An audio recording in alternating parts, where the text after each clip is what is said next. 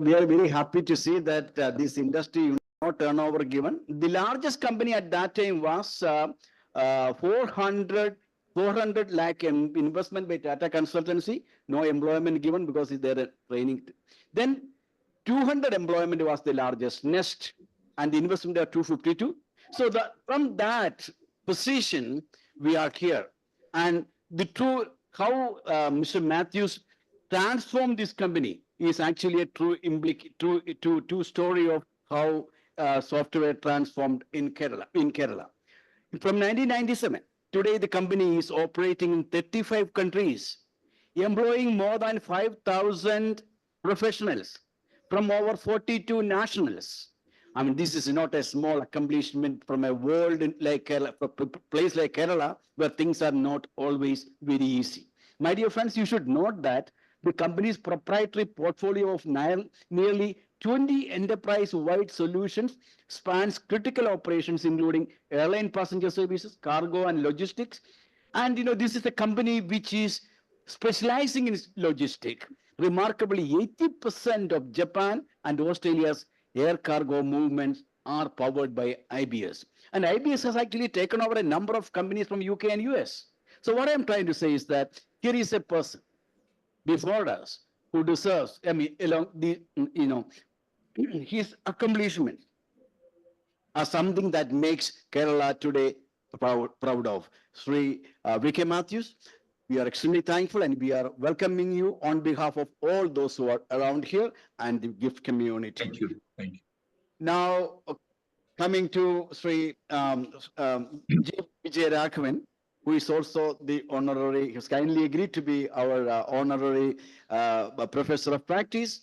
And he has never ever said no to me. Last week, another honorary professor of our institute, Sri Jairam Ramesh, addressed my opening last batch of PhDs.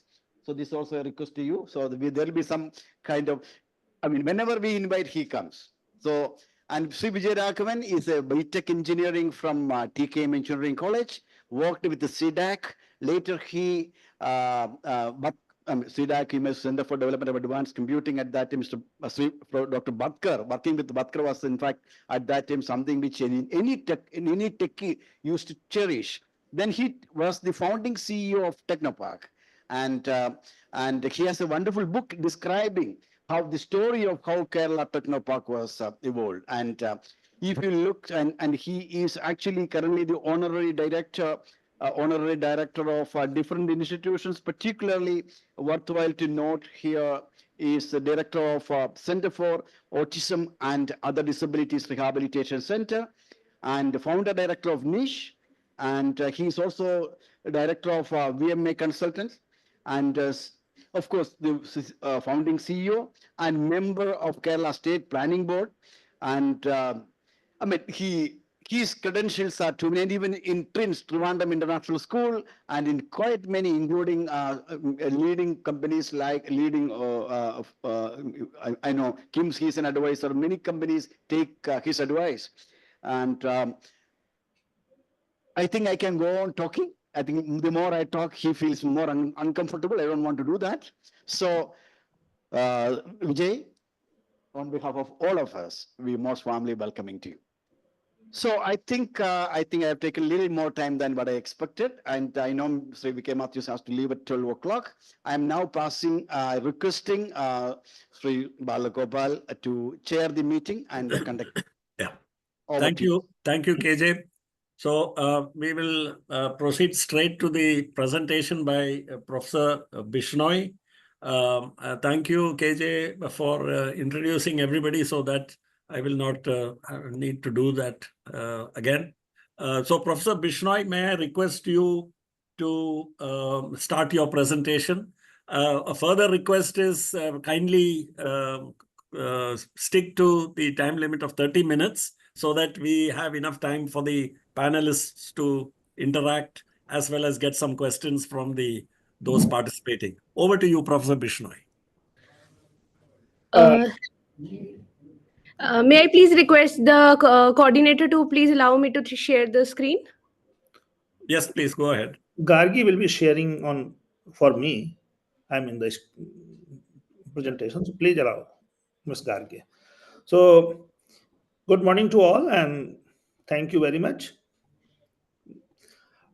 Before I start, I would like to put on record my heartfelt thanks to Professor K.J. Joseph for creating this occasion and giving me an opportunity to share my views in the presence of such a great, eminent professionals who have established themselves. And it would be an honor to sharing my views on Technopark Trivandrum.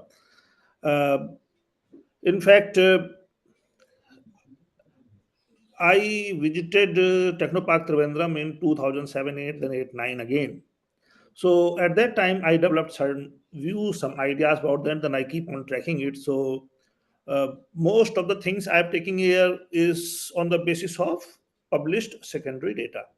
So I was talking to Professor Joseph that I'm slightly scared to make presentation on Trivandrum Technopark in the presence of such persons who have created Technopark, who have developed Technopark, who have made it success.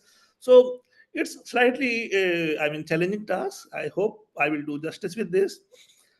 Uh, uh, so, respected chair of the session.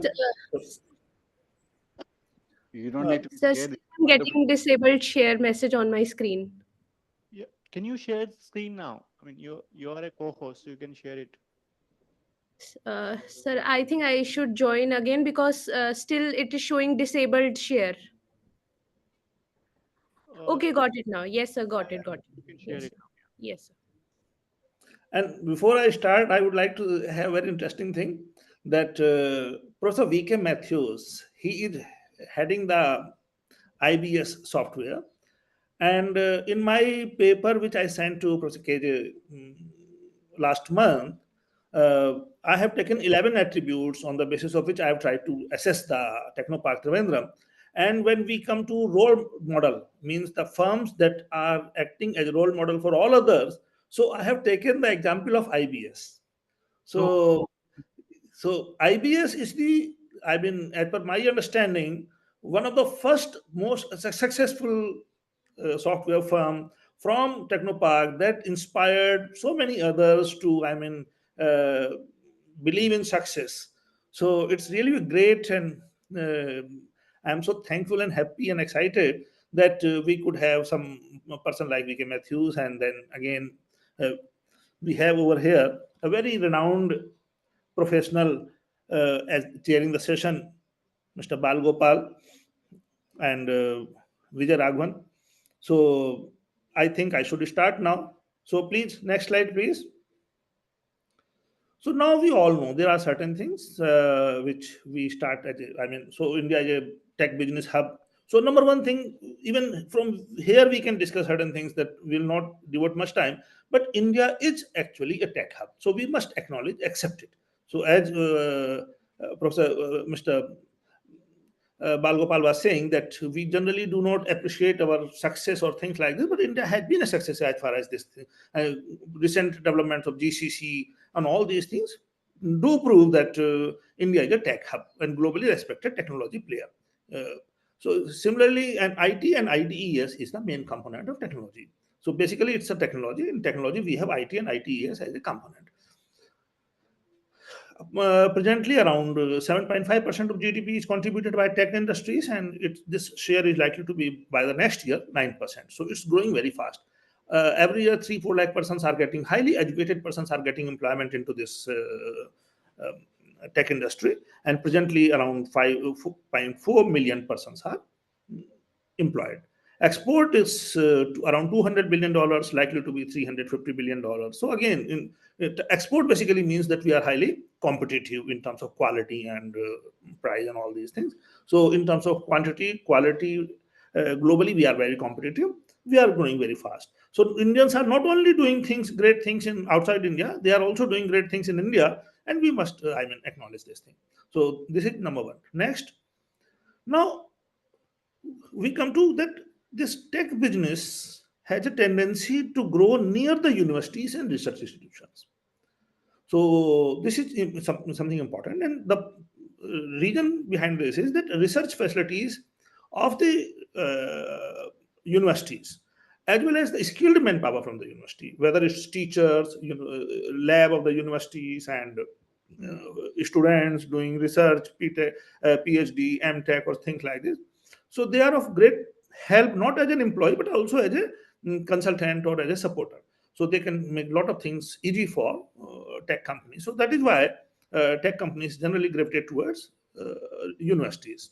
Next, the first example in the world is Route 128, where during Second World War, MIT and Harvard were awarded a lot of projects by the government of USA.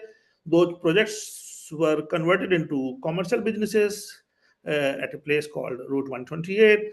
So this is one of the defense tech hub in the USA. And 70s and 60s and 70s it was very prominent, but these days Silicon Valley has overtaken it, but still it's a known tech hub in the US. Next, first systematic efforts to harness the capability of a university knowledge was done in Stanford University. Dean of Engineering Frederick Terman developed this, established a Stanford Research Park. So in this park, the purpose was to commercialize the knowledge created in the universities. And that Stanford Research Park ultimately evolved into Silicon Valley, as we know all. So Silicon Valley is the most prominent place for technology commercialization. So I need not go into details of this, but it was started. So this was the first attempt to harness the capability or knowledge created in the universities. Next, please. Next. So Tech Park, as we all know, it support commercialization of research and development, innovation, then technology-based industries by creating enabling environment and ready-to-use infrastructure is created. Then common facilities like digital connections, data communication, power supply, all these things are created. Next. But more important, in my opinion, equally important, at least we can say, is the a tech park or business park or science park, all these are similar names, should create connection with the entrepreneurs who are having business ideas, then mentors who can develop those ideas, support those businesses, and bankers, venture capitalists who are ready to forward. Because for tech companies, sometimes it's very difficult to get funding because assets are very limited. So in the absence of hard assets, we need bankers and venture VCFs with having specialized skills to support these businesses. Then business consultants for business planning, then promotion, then branding, lot of things. Because a new tech business will find it very difficult to attract quality human beings. If they develop something, technology is very technology product is very, highly risky, and we never know how will it turn out in future. So many persons find it difficult to accept the product by a new company. So these are the issues. So where we need support, different type of supports. So professional service providers, legal. So this connectivity should be there. Collaboration with, now the important thing is that the university or research institution should not be close by, but there should be active collaboration between the two. Though the culture of a research institute should be such that they encourage interaction and activity between tech companies and university persons, whether it's professors or students. Next. Now, this is a single window clearance. Generally, it's important because otherwise it takes a lot of time, and time is the most critical element. Then this thing we can skip for the time being. We'll come to in the next afterward. Next.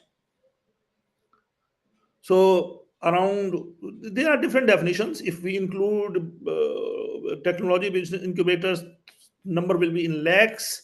But if we say the technopark, which are having full-fledged services from commercialization of research to hosting multinational companies, they are around 1,000 to 1,200 technoparks. Most of the tech parks are in USA, around 300, more than 300. In Europe, we have more than 400. And by the way, all the great universities of USA and Europe are having a tech park affiliated with them. Next. So in Asia also we have more than 300 tech parks. China is doing very well, and India is also doing very good in this regard. Israel is there, even Saudi Arabia and Dubai. All these countries, progressive countries, Singapore, they have come. Malaysia. So all of them have created tech parks to support the tech industry. Next. Now, evolution of tech industry. Now the point in India is, and it's very important if we go for future suggestions, I mean how to isolate model of Trivandrum, that in India TCS independently developed in Mumbai because Tata headquarters was in Mumbai. Now the in Bangalore, this industry started flourishing because of the satellite link for data transmission was available in Bangalore. So because of that, uh, initially industries like we have this PCS. Uh, PCS was the first company in India which imported the data from other countries and started processing and exporting it. Wipro was incubated in ISC Bangalore. Narayan Murthy also, he was initially with Patni PCS, and then he started his own Infosys in Bangalore again because of the same. So next, so first Bangalore. So Bangalore could emerge because it has this technology, I mean, satellite link to communicate, I mean, for data transmission and import. And then lot of technical institutions were also available, and educational institutions were also there, including your space research and DRDO and so many things. So we never realize generally when we do not look at this in this critical manner, but these were the supporting factors. So in 86, software technology, software policy came into being by the government of India, and they accorded it helped getting funding support from banks and all these things. Software was regarded as a status of industry. So basically this software technology park was, they were supposed to develop technology park. So this was the job of them. So this STP was the game changer. Next, please. Now, then we all know, we can skip these files, that this started, outsourcing started in mid 90s. Then Andhra Pradesh, Chandrababu Naidu did a great thing for country. In Hyderabad, he attracted a lot of IT industries, and in fact, he wanted to develop Hyderabad as a tech hub. So he had full plan. Formally, he had a plan, and on the basis of that, he wanted on the basis of multimedia super corridor of Malaysia and Silicon Valley, USA. So he had the plan, he implemented the plan with a lot of efforts, and he succeeded. But in this case, ISB Hyderabad also played a very important role, and Center for Cellular and Molecular Biology. These institutes helped. In fact, CCMB was the instrument behind biotechnology industry gravitating towards Hyderabad. So we should keep in mind these very interesting and critical points. Next. So these are the major tech hubs in the country. Bangalore, Hyderabad, Bangalore number one, Hyderabad, in Chennai, Pune, Calcutta, Delhi. Delhi in NCR we have, generally Gurgaon, and then Mumbai. These are the. So now we can start our main thing from here, that on the one hand, uh, around 3-4 lakh persons are getting job every year. Total 55 lakh persons are employed in this tech sector. But ultimately, all this is majorly concentrated in these 6-7 cities. So that is the one part which we now need to address and find some solutions. Next,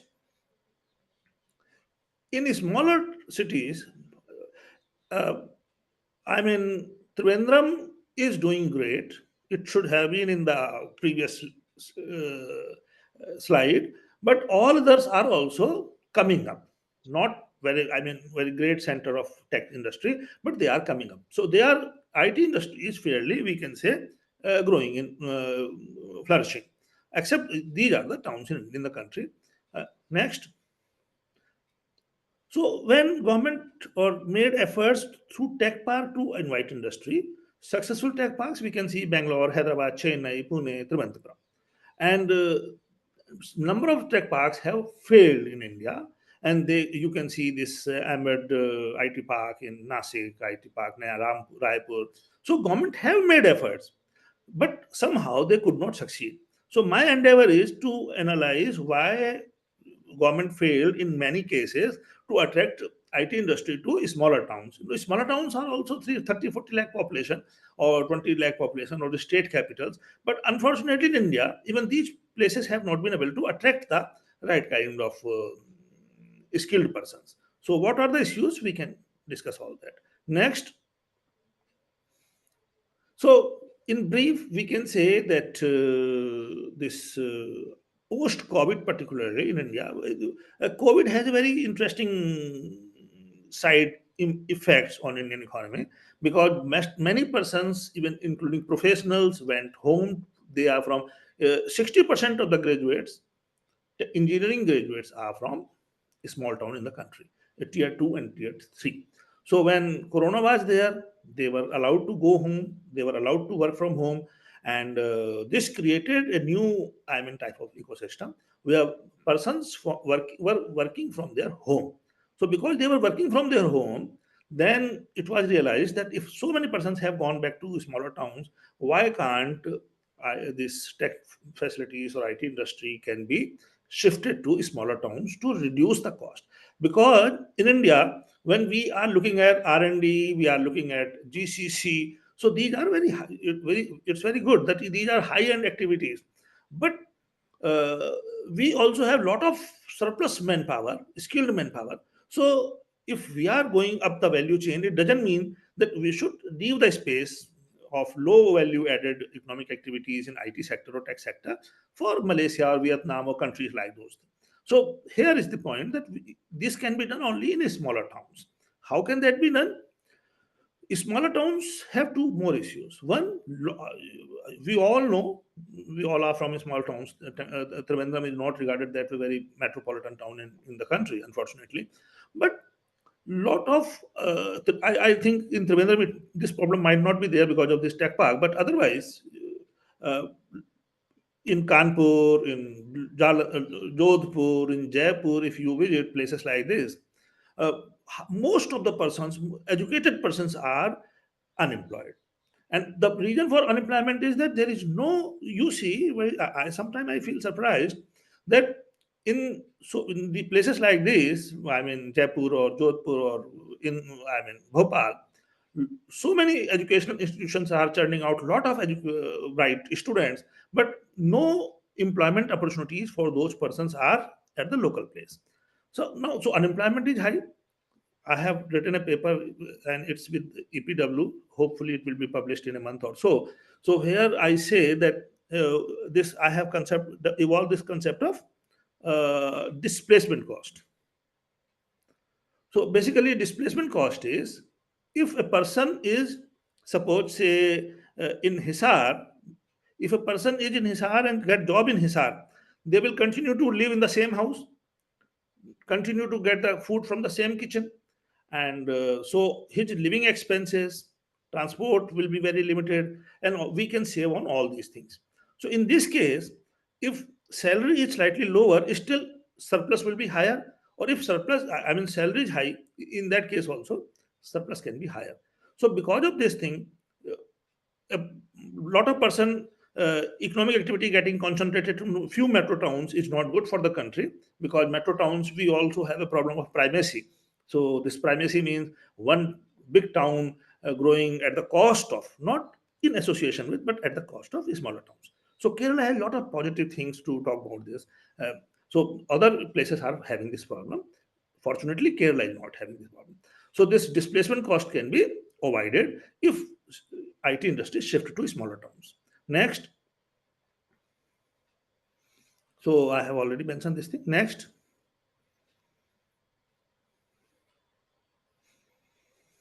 Now, real challenge is how to attract tech sector into hinterland, because the efforts of the government have not succeeded. So if I say, I had a presentation to my government, and I said that we can take Hisar is a small town of 4 lakh population, and by the way, we have 3 government universities, 1 private university, medical college. It's a medical hub. So many things are there. But so government says, oh, Hisar is a very small town. How can we think of developing IT industry in a small town like Hisar? So similarly, when you talk of Jodhpur, so they are not convinced. Oh, it's a very far away from the mainland. So these are the issues. So even bureaucrats, the professionals, the leaders are not convinced that IT industry can be successful relatively small towns and places away from the main cities, metro towns. So that is the challenge. My point is, my proposition for this paper is that Technopark can show us the path. Next.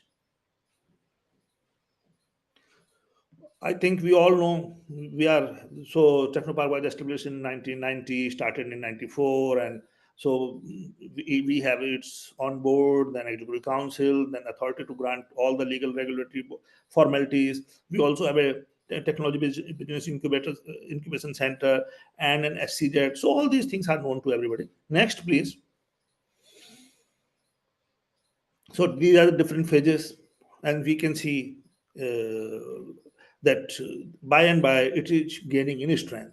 So one thing I would like to mention here in this regard is that as far as my understanding, my study goes, it was because of the TCS. TCS was the first anchor company in Technopark, and it was given allotted land, 40-acre land. So when it got 40-acre land, and it was on the condition that they will have minimum number of employed persons, it created an ecosystem for all other firms also. So this was very, strategically wise decision on the part of Technopark management. Then second phase next, and then next. So now presently we have an SCZ and total area around 770 acre of land developed, and number keep on increasing, built up area. Here it is 12.17. It might be 1350 or something presently. So all these things are indicating that a lot of positive things, progress has taken place. Next. Now we can overall 72,000 persons are employed directly, and total indirect employment is 2 lakh. So if single-handedly Technopark has created job for 2,000 persons, it means unemployment problem of particularly of educated person in Kerala has been taken care of by Technoparks. So this is a very important point we must keep in mind.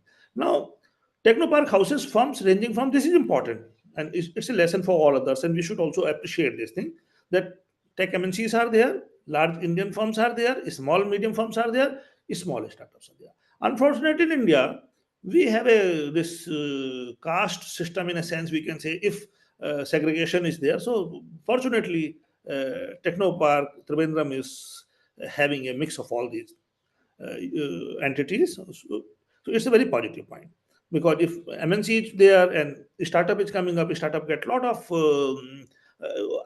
we say in economics, endogenous growth theory, knowledge is floating in the air. So when knowledge is in the air, everybody benefit from this. Next, please. Infrastructure there, then flexible terms and conditions for entrepreneurs. That is again very important. And Kerala Technopark has done this thing. That's very really something wonderful and worth appreciable.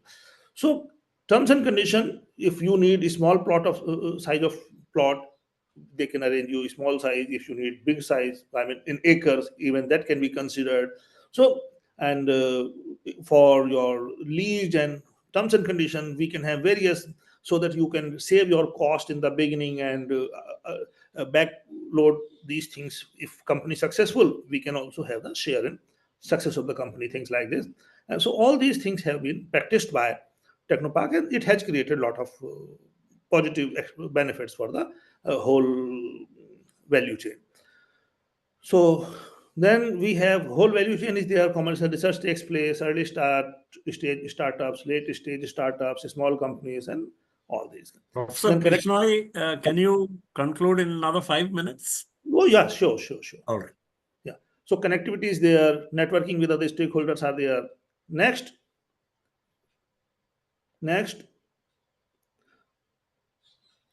So now this is the concluding parts, in a sense, that one is Heisenberg, who has created a framework to analyze the techno industries, how they grow and how can that be supported. But Spiegel framework is more comprehensive, including the Eisenbergs. So I have taken the Spiegel framework to understand the Technopark Trivandrum's evolution. Next, so most of the things are covered. Now here attributes are more important. So there are three things. One is cultural, and in cultural we have a supporting culture. So supporting culture, Technopark offers a collaborative and supporting culture. So I have mentioned here multiple options, funding, mentorship, knowledge sharing, platform, all these things. So this attribute is very much present strongly in Trivandrum, the Technopark. Then role model business, I have mentioned. Mr. Matthews is here. So IBS is one of the successful company, and there are a lot of now, lot of more companies are successful. So they created, they inspired others. Similarly, path dependency. So how a company followed the path to become a successful. Again, all these companies created when they were successful, others could understand and started following those practices and paths to be successful. So that is also very strongly presented in Technopark. Next, then we have social attributes, network with other stakeholders. So the Technopark Trivandrum's real strength is all things are there, but network with other stakeholders. So it's a very long list, and with the venture capitals, consultants, CA, legal experts, marketing experts. Then we have technology business incubation center. So we have connection with government. Funding is coming from government, subsidy or that grant. All these things are there. So because of all these things, lot of opportunities are created, information is created, knowledge is created, support system is created for businesses in Technopark. Next, telling you. So in Kerala, in Trivandrum particularly, it's a very, in fact, Kerala otherwise also highly educated society in all respect. And in Trivandrum particularly, we have a lot of education institutions. So they are providing manpower and other type of support to the businesses. Next, then risk capital. So a lot of support for lift, venture capital there, and bankers are there, and whole ecosystem is created where risk, for software industry, money can be provided. So angel funds are there. So all these activities are supporting. Money is not the real issue provided. One has got the good idea. So this is again something really wonderful. Next, then material attributes. So business friendly policy, ready to occupy places there, flexible leasing options are there, scaling up or down is allowed. These cost, one can manage one's cost by having, depending on the, taking help of the management, and SCZ is there, and single window clearance is there, mentorship is there. So all these things are business friendly.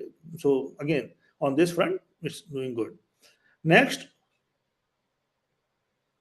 universities and research institutions are also. So skilled manpower is coming, but here skilled manpower is providing you manpower. Here we are having a support system for research and R&D activities and validation of the projects and things like this. So that system is offered by the Technopark. Next, infrastructure. It's a huge park, lot of facilities, and we have guest houses, restaurants, and even on-site data center with disaster recovery capabilities. So internet connectivity, all these things are there. So Technopark, even Trivandrum is connected with road, railways, air. So that way, it's a very, infrastructure-wise, it's very good. Next, then local market. So this is again something interesting. So the firms developing software have a lot of options, opportunities to, first approach the local government is there, local companies are there. They can, test their products in with local companies, and then once it is, validated or proven its capability, it can be scaled up to global markets. So Kerala PSUs are also helping, local companies are also having, banks are also supporting. So that is there. Next, so the anchor firm. So initially TCS was the anchor firm. After some time, Infosys was also there. So these two firms created a lot of support system for the other companies. So next, I think this should be the last slide. So now, on the basis of this, my conclusion is that a small town can successfully attract tech industries by following Technopark Trivandrum model. The point is that unfortunately, the system, in our government system, or even our consultants, I have seen they have developed something like this for Bhopal, or so they have a real estate like approach. Physical facilities are created, and generally the soft side of the whole thing is ignored. So what I propose is that on the basis of these 11 attributes given by Spiegel, we should take care of all these things, and then only we should try to attract the industry in a relatively big tier 2 or tier 3 towns. If that we can take care of all these things, can be done. So we have Bhopal, Jodhpur, but list is very long, and government can try a lot of other places also. So that's all from my side. Thank you very much. Next, thank you. Thank you. Thank you, Professor Bishnoi, for stopping exactly on schedule. So that gives us a few minutes. So I will, without much ado, I will go straight into, I think, what are the one very important aspect. And since we got two stalwarts, VK Matthews and Vijay Raghavan, I'll just ask Professor, I will first request VK Matthews to respond to this, to the point where Professor Bishnoi states that the reasons for the success of Technopark Trivandrum primarily, and he sums them up in the under some 3-4 heads. One was that there is a supportive culture. Second is that there is a role model businesses. And third is very important, is the path dependency of the successful companies. Based on the experience of the successful companies. And the fourth is he talks about the business-friendly policies, that is including, for example, the flexibility to be able to accommodate small. This is a small point, but it's a very important point which he mentioned, and that is like which came up in the tier 2, tier 3 cities, and especially Technopark Trivandrum was able to have a broad cross-section ranging from MNCs to large local companies incubated and which grew to size, as well as small enterprises. So of these elements, which would you like to highlight, VK Matthews, as the main reasons for the success of Technopark, like supportive culture, role model businesses, path dependency, and networks with other stakeholders? I would say, good morning, everybody, and thank you very much, Professor Bishnoi, for showing the mirror to us. We have actually lived through it and inside, so probably we may not have seen the reasons for success or the reasons for failures as how you have actually articulated it. I think it's a good summary. I would say this, what made Technopark successful? Of course, I will bring that under the 3 main headings of culture, social, and material, if you really look at. But the number one for me, when I really look back, 27 years back, when I came to India, it's a time when there was no Google, Apple, nothing. And that's the kind of time that I came. The number one was the physical infrastructure. I was searching around because I was planning to do business with the Western world. So where can I have an office which will be somewhat comparable to, or a place which is somewhat comparable to what we see outside the country.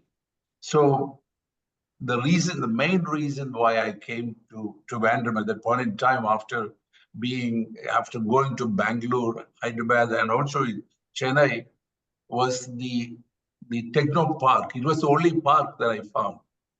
Everything else they called tech park is a building. So this was truly a park.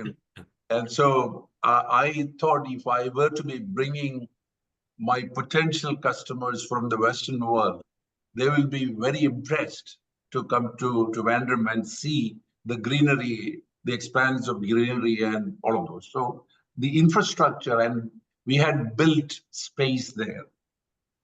Number two, I would say, that has led to the success is the bureaucratic ease. In fact, I didn't have to go outside Technopark to get any approvals. Whether it's electricity, water, data, community, all of that was readily available. And so, and there was no bureaucracy whatsoever. And a lot of credit actually goes to Vijay at that point in time to have come up with a culture where I have even spoken in some of my speeches that it is the best private park in the country owned by government. So that was the kind of culture that we didn't have. We had no bureaucracy at all. It was a very lean and mean setup. Vijay can correct me if I'm wrong. Probably about 10 people. That's all what Technopark was in terms of manpower. 11, including me. 11. Yeah, somewhere around in that ballpark. Yeah, so that was the culture created, and that culture continued also. That's a supporting one. So that I would say. Then the third piece I would say is the cluster and the community effect. We created a different culture. If I look at the very early stages, and that was one of the reasons why I kept saying that starting IBS in Kerala in Trivandrum was one of the best decisions that I've taken.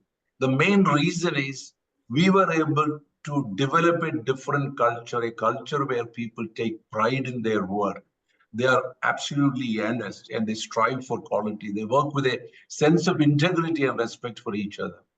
And we were able to create, like the NASCO, we were able to nurture that within the community by creating an organization or group of, it used to be called then Group of Technopark Companies, GTech. Later on, we renamed as Group of Technology Companies of Kerala because it extended to the other side also. So, and we had some very interesting kind of thoughts and principles. And it was like this. By poaching from each other, we don't create new resources. Each company has to be committed to developing resources.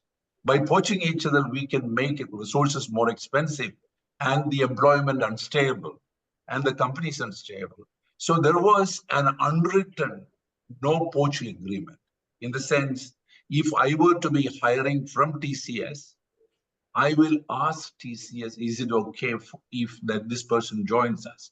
Of course, there are labor regulations in this. We may be sometimes violating the rights of the employees by having that kind of an arrangement, but at the formative stages, it has significantly helped the companies. Yeah, that was another thing. And the third thing, again, under the auspices of GTech, which is an association of all of the tech companies, including TCS, Infosys, Wipro, UST, IBS, Suntech, all of us together. So what we have done is we conducted an important survey, which once I discussed, to find out the profile of the employees, IT employees. And then we realized that 27% of the employees in Kerala, in Technopark, came from daily wage earners' families. They didn't have a government job, they didn't have a standard job. And 53% of them came from Malayalam medium, they were Malayalam medium educated. And in fact, I can quote as an example, when I came to India, the person who was helping me as my driver, his daughter only daughter, and she she studied. She was a very bright kid, and she was given job in IBS not because she's my person's driver, but because she went through the interview and she got selected, and she's still there. Wonderful. And got married to a person, if I'm not mistaken, in UI. And just look at it, one generation, it has actually shifted to a completely different level. And we did this profiling, and then we did talk about it. And so therefore, supporting IT, there was a consensus in the community that supporting IT is supporting people. Yeah. We didn't, in spite of all of the problems people talk about Kerala, we did not lose even a single work day because of any hartals or any this one. And government also, governments one after another. I came during what we call as the communist government time. Our communist is not communist. Our communist is probably more right than the left, the other side itself is. But so I came during that time. Then came the other government. The governments kept on changing, but all of them supported. So net, if I bring this to your thesis, Professor Bishnoi, it fits well under those headings. One is the culture part. The second one is the social part. And Kerala is blessed to have that social factors, except social infrastructure as identified by the young affluent techies, which is pubs and nightclubs and cafes. We may not have as much, but when it comes to educational institutions, art and culture institutions, Kerala is quite blessed at all levels. So I think I will be able to map, and pretty much everything that you said and identified is correct. That's what I was saying. Bala. Thank you, VK. So now let me turn to the person who set up the Technopark all those years ago. And of course, I'm seeing him now. He is sporting a beard, but that can't fool me. He still looks as young as ever. So Yeah. VK, I just want to ask, you've heard what VK said, and I think there is probably no need to add to that given our constraints of time. But I want to just take you to something which Professor Bishnoi observed in his, and his observations are very acute. One thing which I want to say, Professor Bishnoi, is you were apologetic saying that you relied on secondary data collected from a distance. But I think you have given a picture of Technopark Trivandrum, which is more comprehensive than I have ever come across in any other study so far. So hats off to you. So what I want to ask G. Vijayaraghavan is this. One of the observations made is, and you use the term, there was a grand vision for Technopark. And that was your term. And you said this involved things like, for example, flexible terms and conditions. A seemingly innocuous term. What was the unique flavor of Trivandrum's Technopark that even the smallest enterprise felt? Can you just remark, Vijay, can you just give your comment on this? What made you go for that when the whole stress at that time was how to attract the big boys into Technopark? What made you think of that this is important to be flexible to get the small players in? Thank you, Bala. I think we should first start with when you talked about the vision. One thing was very clear. Unlike the technology parks around the world, the Technopark was not set up with just technology development as an objective. It was probably one of the first parks in the world which was set up with the objective of economic development and job creation. So this was one of the things which was there, even though we don't talk about it, this was one of the main objectives. The other one which came about was that it had, and I would think one of the success reasons is successive governments, irrespective of the color of the flag, continue to give it the same support which VK talked about. But when we looked at, you should remember that, at that point of time, when we talk of when we started, Kerala was not a great place for investment. So trying to get a multinational would be very difficult because that was a time when Clinton or one US president visited Calcutta and somebody threw stones at the HSBC office in Trivandrum. Okay. So the thing is that, so we needed to look at everything, give opportunities. But what happened, what I would say in the first 6 or 7 years, we proved what we wanted to do. So we said we need to look at small companies coming up, which is why the basic unit was only 2,000 square feet. And 2,000 square foot was looked at as a unit which could attract 20 people could work from there. And then we had multiples of 2,000 square feet which was kept and designed in a manner that you could take 2 or 4 or 6. And I remember VK took 5 to start with, 4 or 5 to start with. Okay. No, 4. 4 to start with. Okay. Similarly, One wing, that's the smaller wing. Yeah, it took the small one and then you grow from there. That means and also what was done was the way it was designed was in the building, if one company takes a particular, we would check up with them, how much do you think you would grow to, but not really charge them for that. They could grow into that additional space. So it was basically the way one looked at it. The most important thing for its success, I would say, is the single window, which doesn't fully operate today. But at that point of time, and I give credit to a former chief minister called Karnakaran, who actually got that done through a meeting, sitting in a conference room like this after 2-3 years, where every clearance that was required, except the safety clearance from the electrical inspectorate, the powers with the CEO.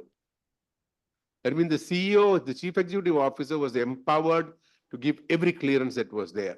And the best example was there, the TCS building. Actually, TCS did not take 40 acres to start with. TCS took 2 acres. Then they expanded to another 10. They didn't get more. But now they have another 100 acres also that they've taken recently, a few years ago.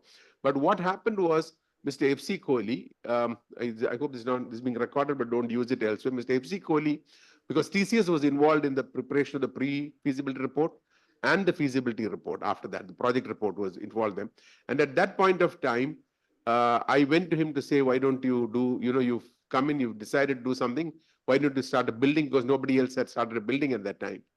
And he said, look, we are making a major investment in Tamil Nadu and we have got the plans in place. If I will go ahead, but if you give me the permission before I get the permission from Tamil Nadu, I've been waiting for 6 months. I haven't got it and I will not pay. Okay. I'll not pay any money for it. So I said, why don't you try? So he actually got the plans done. And one day he called me and he said, I'm giving you the drawings today. I said, do you still keep your word? He said, yes, I'll keep my word. I called him back in 3 hours and said, the building is approved. Okay.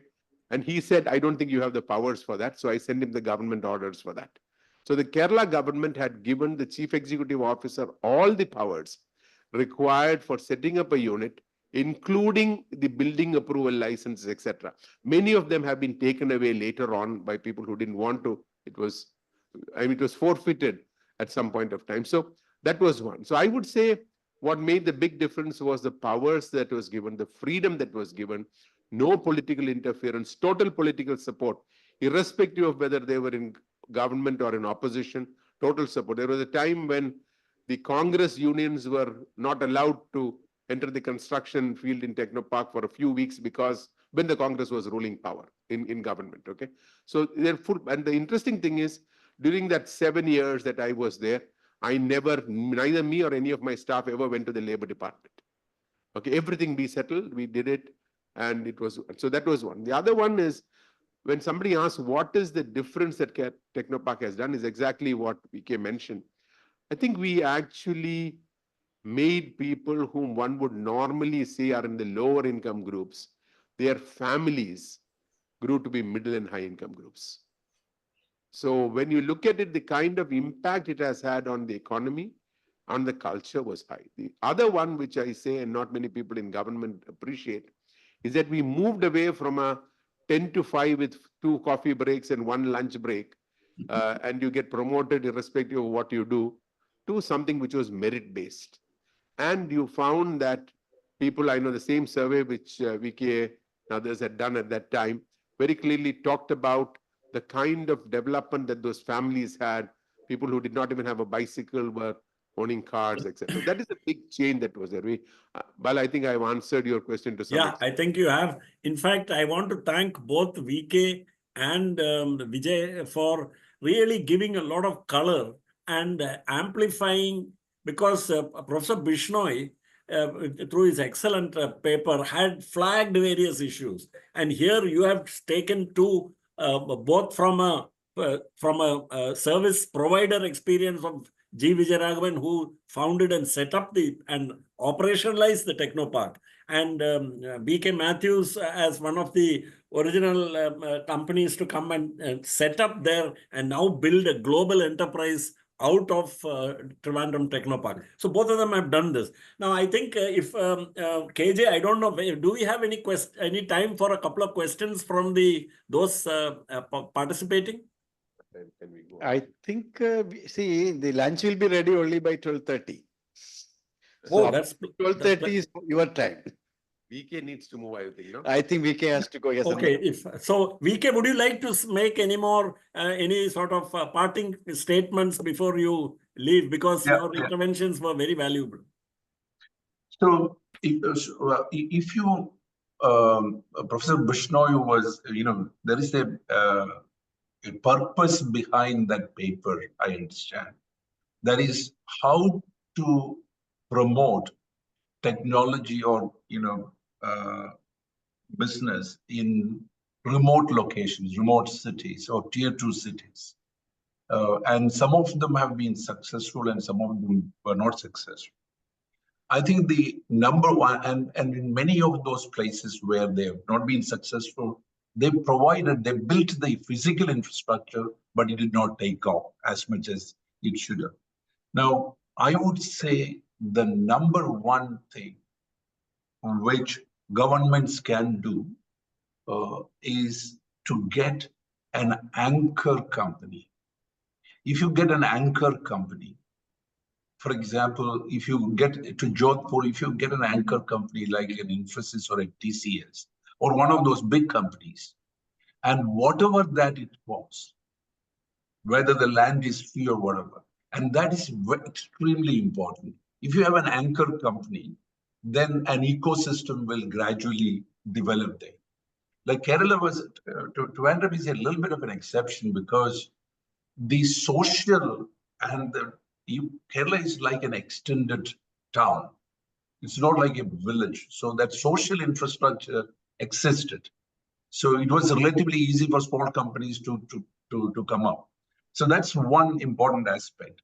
The second aspect about this industry is that it has a tendency, it has an urban nature to it, because people end up becoming reasonably well-to-do very quickly when they don't have responsibilities. And they would like to have access to that kind of social infrastructure. Plus, the other aspect is connectivity is key. In most of the companies are working for clients outside the country. That's the reason why when 250 billion is our total output, 200 billion is exports. So your facility will be visited by your clients. And that becomes because before they entrust a serious piece of work to you, they would like to see your back end. So they would come. So it is a little bit of city-centric one. Now, Kollam can be in Kerala, which is about 70 kilometers from Trivandrum, can absolutely be a center provided we have that intercity connected. If we can actually get to Kollam. So these are some of the constraints. If I look at Technopark, or for that matter, maybe a little bit less Infopark, what are the constraints that we should try to overcome? Number one is the social infrastructure, social as in the context of the youngsters. Yeah, that's an important aspect. Where will they be hanging out? Trivandrum as a city, we are used to sleeping early and waking up early. But, the nightlife and all of those things, which you and me may not find it as important, but for them, that's important. Access to one of the most important thing here is in Trivandrum also, even today, access to national and international talent is still struggling. I mean, it's a struggle. because they would like to see a cosmopolitan kind of, and that's when I'm talking about the social infrastructure part. Flight connectivity, Trivandrum and Cochin is okay, but if you're talking about Kannur or Calicut, they still struggle from the connectivity issue. And in Kerala, if we can actually have intercity connectivity, and this is applicable to all the cities, any city for that matter, you don't need to have an airport, but from the airport, you should be able to get there in about an hour. So the intercity connectivity is quite important. But net, Professor Bishnoi, I would put it this way, and that is going to be the truth going forward. That is, we all have to strive to make our places the best place to live. The vision for Kerala has to be the finest, healthy, good place to live.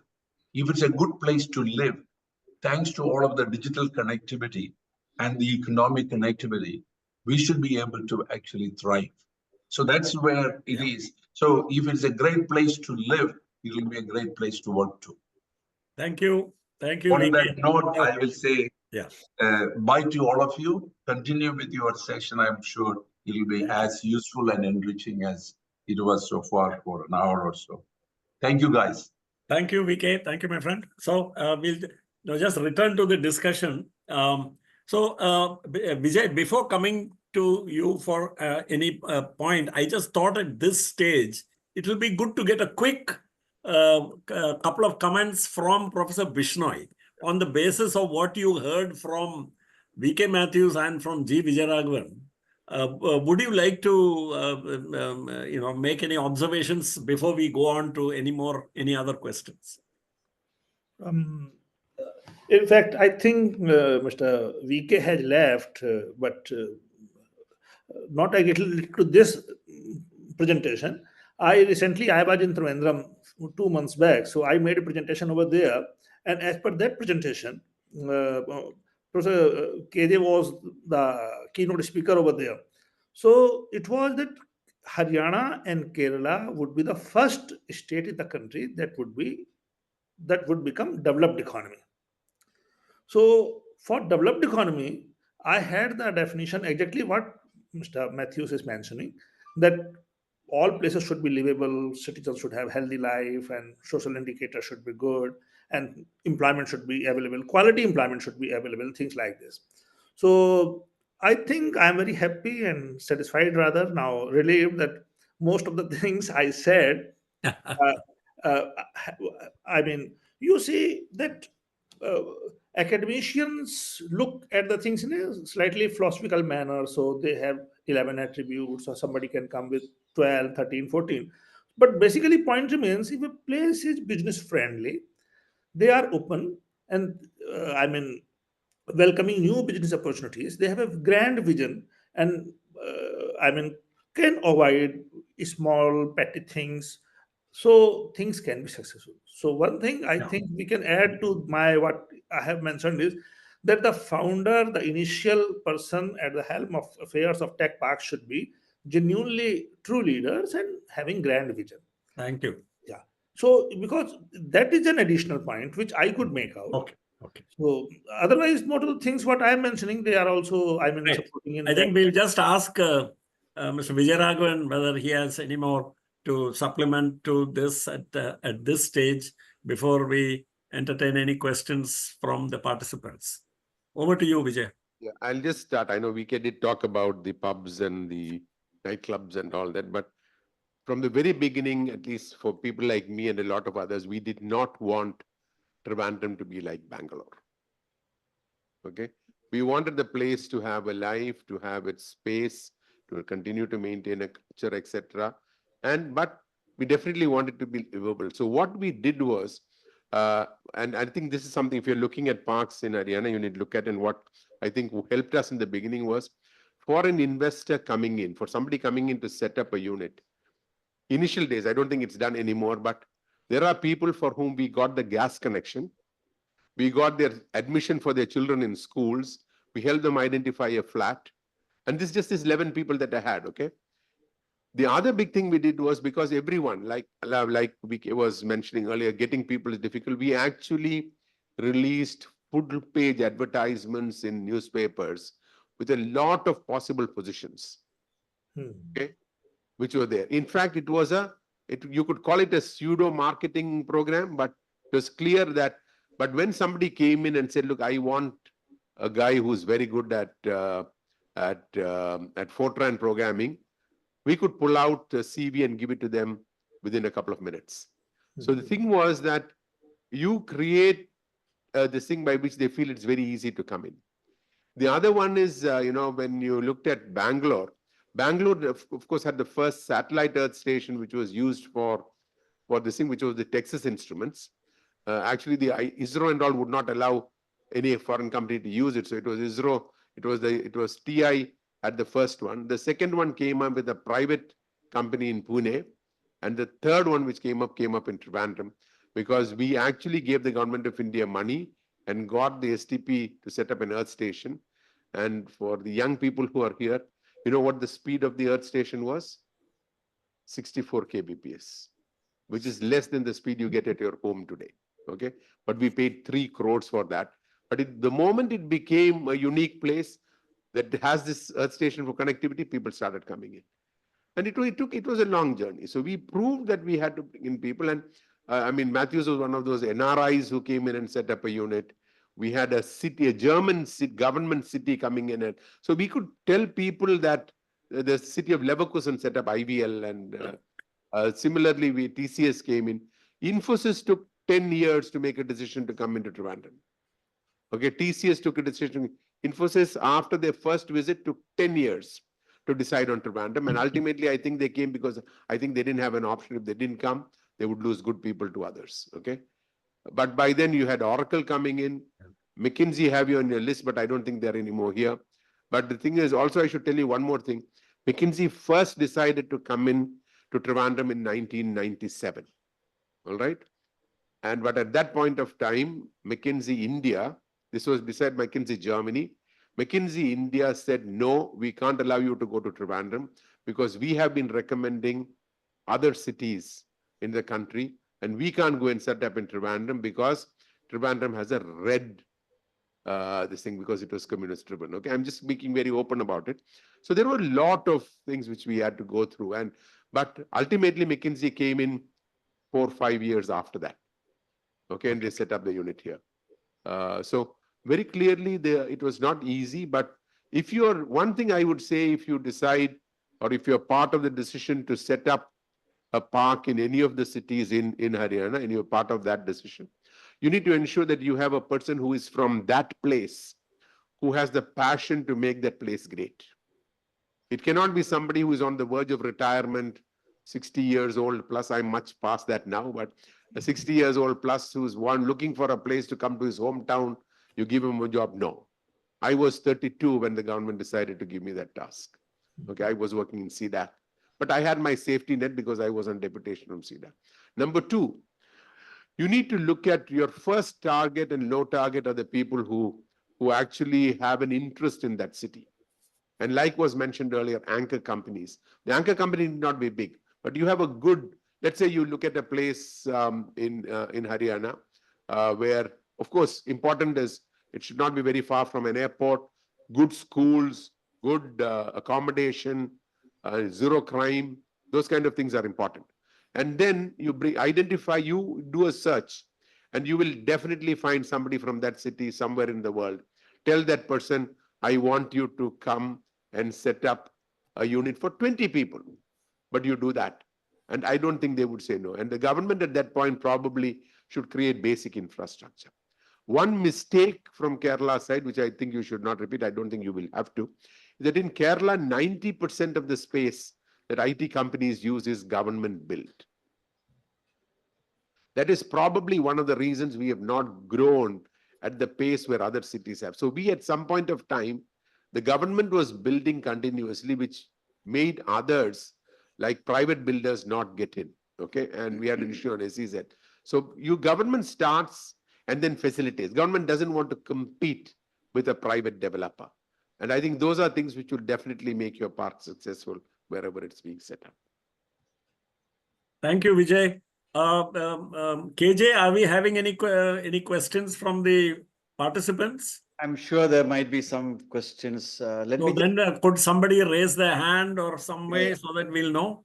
think question part I will call out to them so that you Yeah, can. please.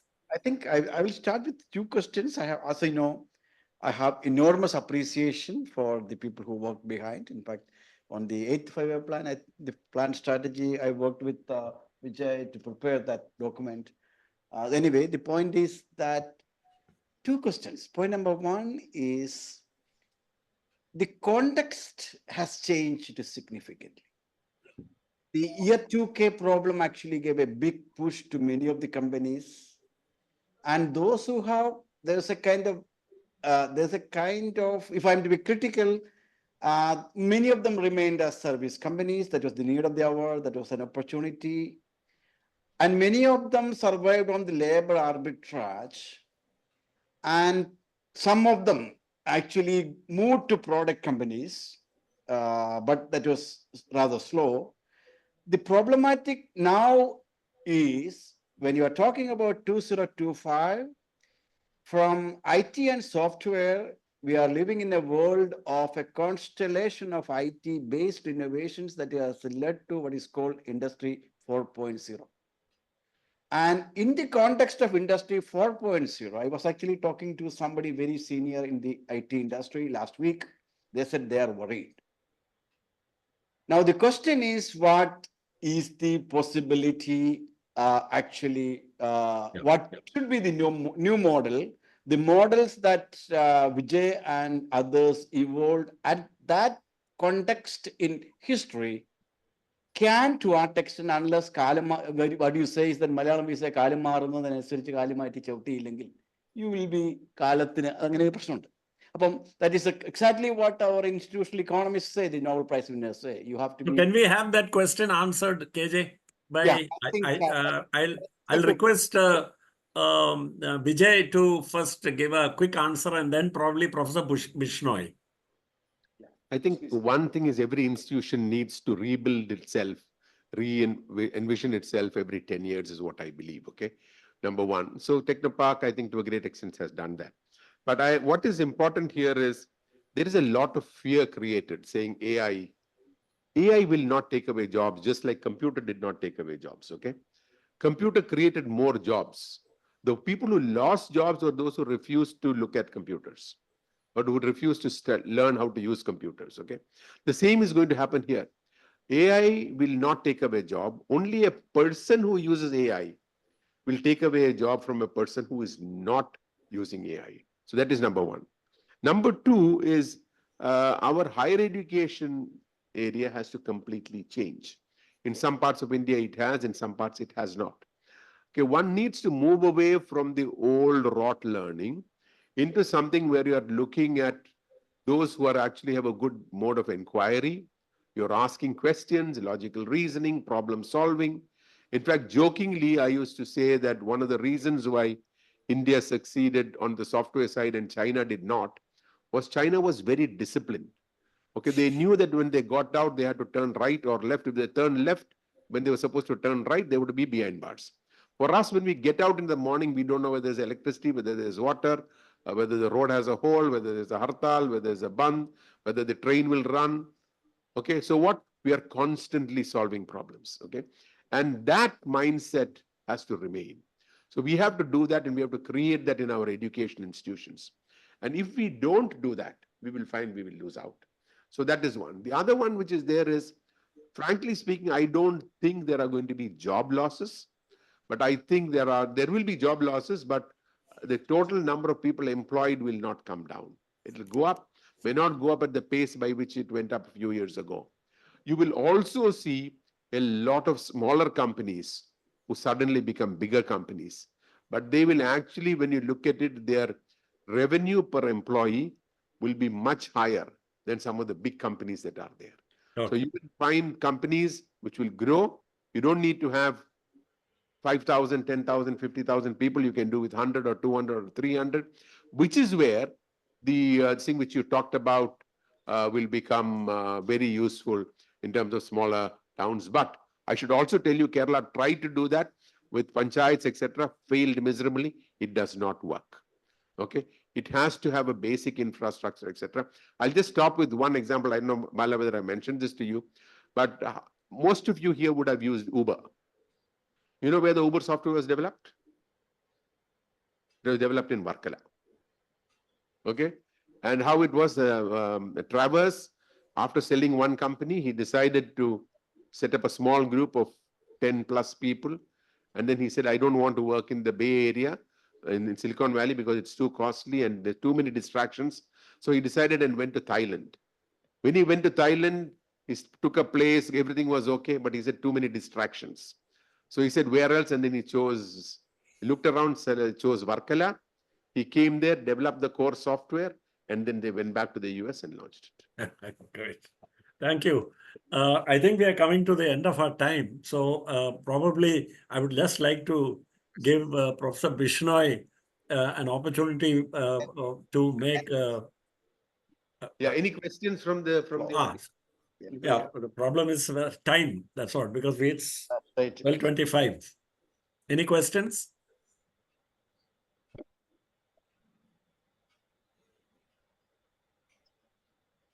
Hi, hello, my name is Yeah.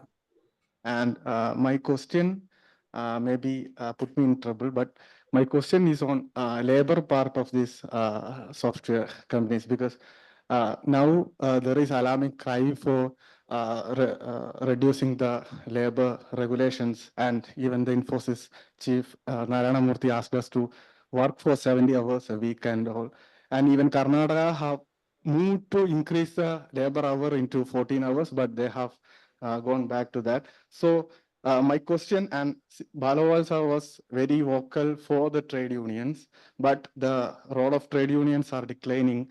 And my question is whether these labor institutions are really an impediment for the software field. Because we have a better labor institutions, but we have a growth in, and even Vijayaraghvan sir was emphasizing on the impediment of labor institutions while he was talking. So that's my first question. And second one, Bishnoi, Professor Bishnoi has been emphasizing on the displacement cost, which was like for the advantages of the smaller town is the displacement cost, and the work from home culture has increased. So thereby we can produce more surplus. But while we producing more surplus, there is a problem of more exploitation also. So whether the surplus being reinvested, the place where the surplus being created, like Trivandrum, like smaller towns like Trivandrum, by these companies, because we know that government is investing for the development, even in Kollam, the phase 5 also, government is more or less investing, not the private firms.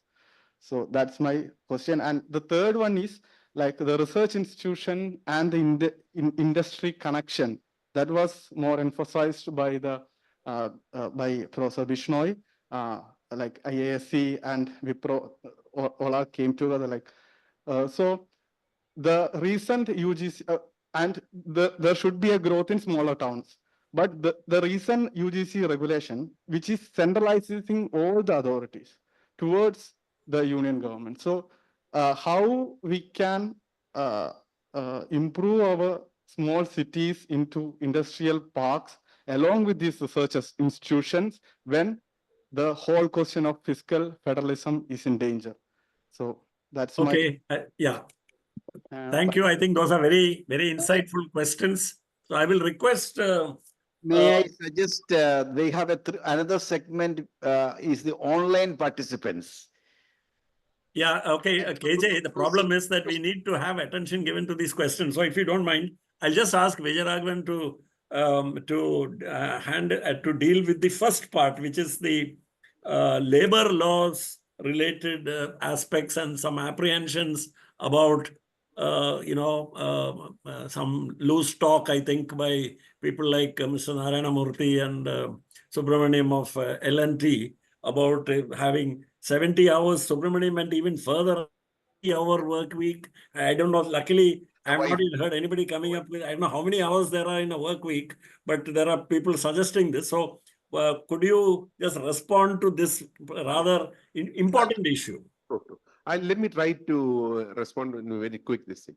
How many trade unions do we have in Technopark today? How many companies have unions in Technopark today? Nobody has banned unions. Okay. The reason why companies in Technopark no good companies have a union is because it is actually the employer's requirement that employees stay on, not the other way around. So the employee doesn't have. So what happens is the people who try to form a union are those whose performance levels are low and people who think that they would have a threat on their job. And they will find that a majority of those who are there will not want to be part of it. Okay. So so this is one thing which people may, trade unions don't agree, but I know that many of the top 3 unions in Kerala have tried to start unions, but they were not able to do it. Because you will not find a majority of the people coming on. Number 2, Narayana Murthy, I don't know, Bala used a very diplomatic term in terms of a loose talk, but if he wanted to do it, he could have done it when he was heading that company. Okay? He didn't. Yes. Okay? So the thing is, look, I don't believe that anybody can be forced to produce. Okay? You can't force a person that you work for 70 hours, and when you work for 70 hours, you will develop so much. It doesn't work. In this industry, it will only work if the person sitting across a machine is actually totally committed to work. He will sit there for 70 hours or 90 hours, but he will not produce. And it is also impossible for a person to continuously work for more than 8 to 10 hours on a regular basis. Yeah. You will find, and I've seen this because I've studied that well enough, you will find it is not possible for that to happen because the productivity will come down. If it works overnight, next day the person can't work. And you will know that from the way when if you are studying for an exam or something, you can't do that. So very clearly, some of it is, I don't know why they said it. I thought they were intelligent people. They should not have made those kinds of things. Professor Bishnoi, I would just like you to respond to the same questioner asked 2 other questions, very interesting ones. One is on displacement cost being lower in terms of work from home and work near home, etc. But would that open up another form of labor exploitation? 1. 2, the other interesting question which was asked was that research institutions and industry connections and recent centralization of UGC regulations, isn't that contradictory? Wouldn't that work against tier 2 and tier 3 towns developing these kind of connects if these UGC regulations come into force? Over to you, Professor Bishnoi. Thank you. In fact, what I think is that Mr. Vijay has given a very, perfect answer. And the second part can also be covered under that in the sense that, in my opinion, as a student of economics, if lot of persons are unemployed, so the power would be with the employer. So power of, so once we have more skill, more knowledge in IT sector, knowledge is respected. And I can say I can make a quick comment on that is that in place of measuring input, output measurement would be a better approach in IT sector where knowledge is used. So in knowledge sectors, focus should be on how much output one can create, means productivity is there rather than how much hours of work one had put in. Now the part is that if surplus is increased, and in that case they can, so that is quite possible. But in the sense that what I propose is that low end activities would be initially can be shifted to small towns. Please remember, most of the research suggests this thing that bigger towns create more productivity, and if you shift it to lower population towns, productivity also comes down. A lot of research is there. So if one is in smaller towns, definitely productivity will be less, and if productivity is less, your salary would also be lower. What my proposition is, your salary is lower, but because you are sitting in, you are living in the same house, getting food from same kitchen, your surplus, not company surplus, your surplus would be slightly more. That was my proposition. So I think the person who made this question slightly took it wrong. What I said was slightly different. Okay, And thank you. I think, as far as UGC issue is sorry. concerned, Yeah, please go ahead. I think, yes, I agree that UGC is creating over centralization, but ultimately UGC is also insisting that there should be greater industry university collaboration and things like that. So always institutes have opportunity to, within those framework to work on this thing. So that approach is there, but Okay. we can't. Thank you. So shall we wrap up, KJ? Don't mind 2 more minutes for those who have joined online, because we should Okay. not ignore Yeah. that. Sure. And we don't, inclusion is the policy, your policy, I suppose. Sure. I think time management is the most important policy. You But, mean- so if there is no restraint on time, I can sit here all day. Professor Ole, I can see your presence over there. And anybody who has a pressing problem, because our moderators, they are very conscious of time. 1 minute, 2 minutes is open to you. Anybody from online, just raise your hand. You can just open your question if you have. I think they are all kind to you. But see, Bala, So shall I? you may sum up. That's better. Okay. Professor Bishnoi, would you just like to say anything to sort of by way of closing, because this has been your paper which has really thrown up so many insightful observations. I'm sure all the participants would have benefited. So would you like to make any concluding observations before I close the session? Very quick comment. One, now I feel I should have included few persons from a city also. In fact, in Hisar, we are trying to develop Hisar. An airport is coming up in my town, and 17,000 acre of government land is also available. I have given a proposal to the government. It's been done on my proposal how to develop this thing, and technopark like thing of in 500 acres is one of the proposal over there.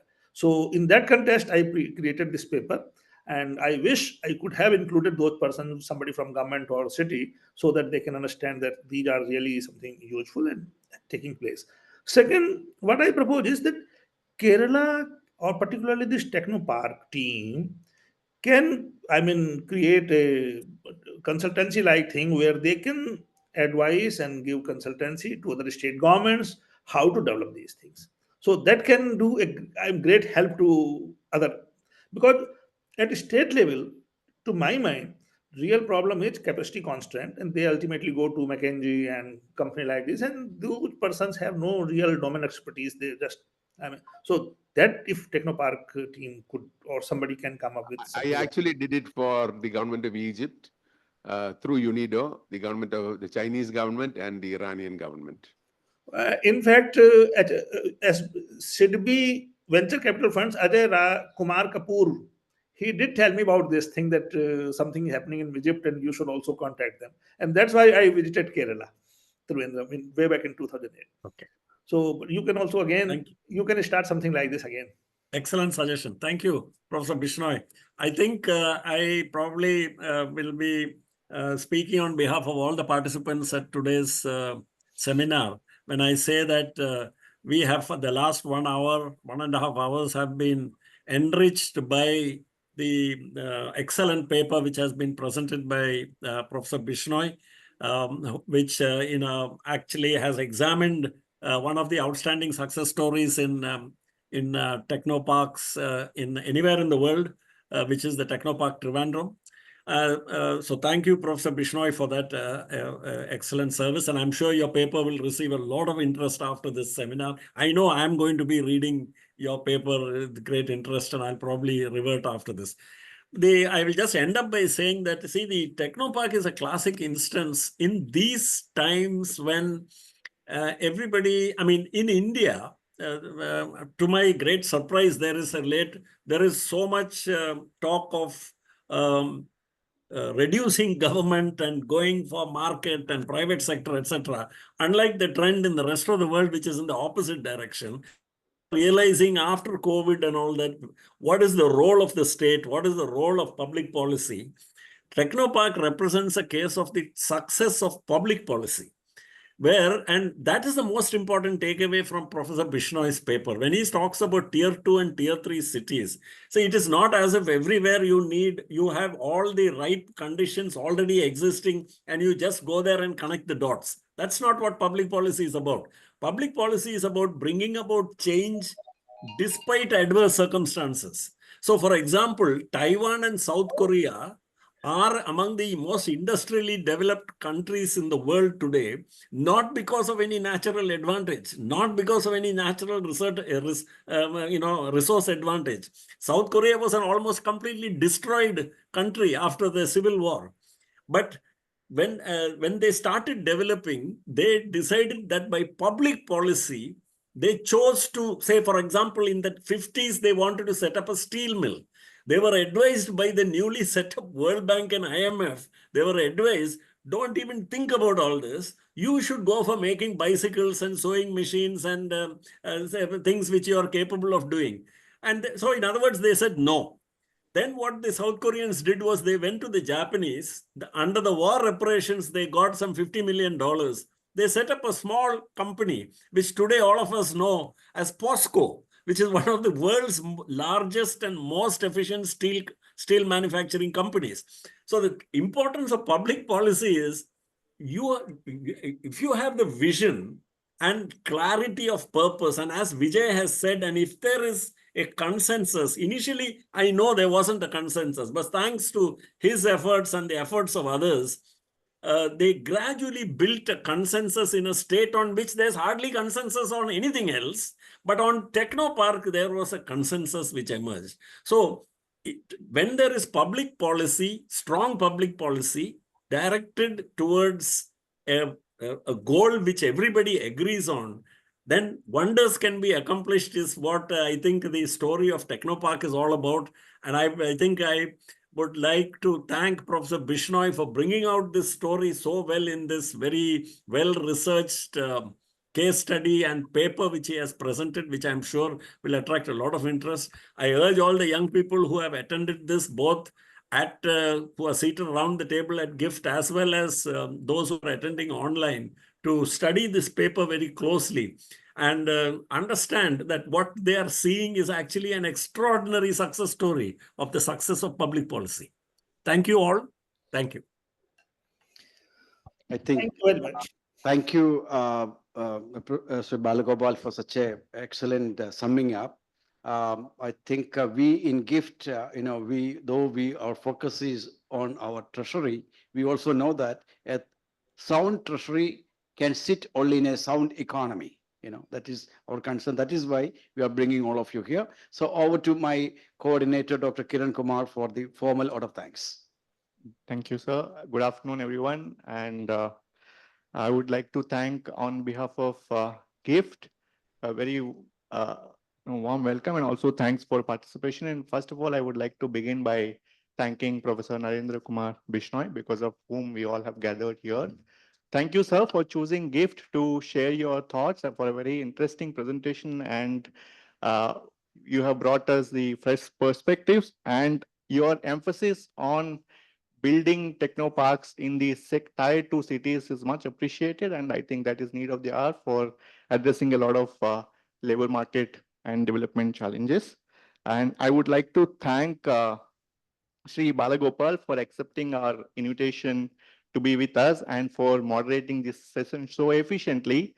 And while keeping track of time, you have been very inclusive and you've really given the space for excellent discussion. Thank you very much once again, sir, for being with us.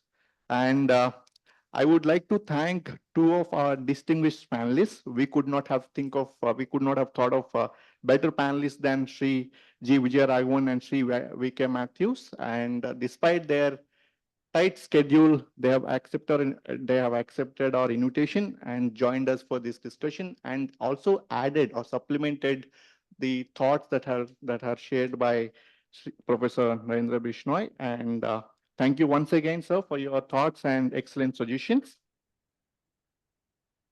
I would like to thank our director who actually visualized this event in this manner and for bringing the best in the business for this discussion.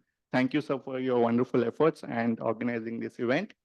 I would like to thank the participants of GJEST. I have noted the presence of GJEST students and colleagues of Professor Narendra Kumar Bishnoi. Thank you for your participation. And I would like to especially thank Professor Ole Tonquist for getting up in the morning and joining this event. It actually shows his commitment to studies on Kerala. He has been really passionate on Kerala economy. And also I would like to thank participants from GTAC for making it to the event. And finally, I would like to thank my co-coordinator of the seminar committee and the members of the seminar committee for making this event a seamless success. And I would like to thank both online and offline participants. And we look forward to your continuous support. Until we see you next time, a very goodbye.